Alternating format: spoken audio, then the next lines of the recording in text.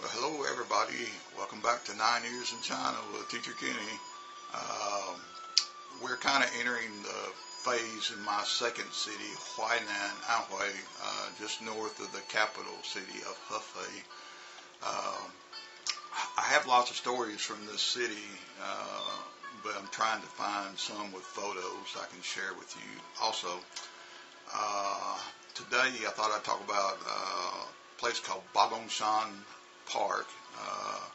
It's kind of north of Huainan in the mountains, and when you're there, it's a beautiful view. When you actually get to where you're overlooking the valley with the big temple, everywhere you look, there's some kind of structure, but it's a steep valley, and it's hazy. I mean, it's a really unique place. And when we were there, me and Mary, my girlfriend that I showed you some pictures of, we decided we want to go see. Let's go see what it's all about. And it was pretty hot. It was, not torturous hot, but it was warm. And it had rained the day before, so a lot of things were kind of wet. And when we get there, we have a choice of paying extra money for a little car or just take off walking. We got our cameras, and we said, let's just take off walking, and we'll save a little bit of money and see everything. And we get up there and we're taking a few pictures, and we find the stairs that start going down in the valley, because down below we have all this real serene hardwoods and lots of real cool statues and things that they had built, but you have to get to the bottom first. And on the way down,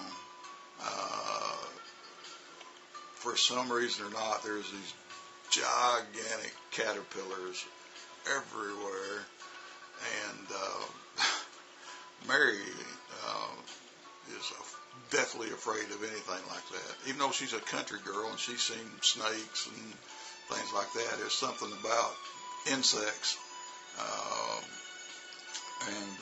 So it seemed like every few steps I was having to knock these they're huge caterpillars out of the way.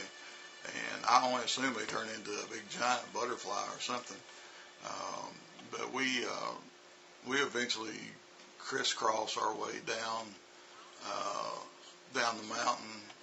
It's Shan, S-H-A-N, and Pinyin means mountain. So and Bagong, I guess I need to kind of tell a story here. Get my music playing again. In Huainan, they have 8 famous people that helped set the city up. And if you know anything about Chinese, you got E-R, San, Si, Wu, Liu, Qi, Ba is 8. Then there's Zhou and Xu.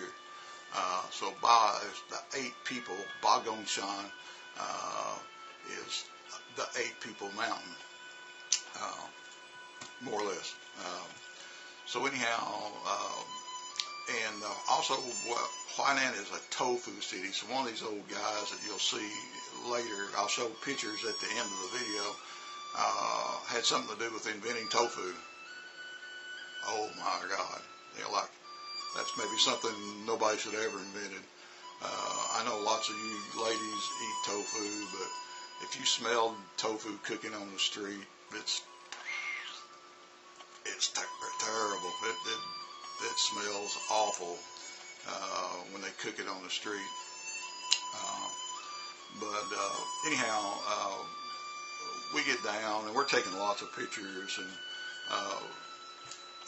you'll see pictures of Mary posing by some of these statues. But Chinese are really big when you have these parks, these big national or parks or whatever. They want you to enjoy yourself, because it's a busy society.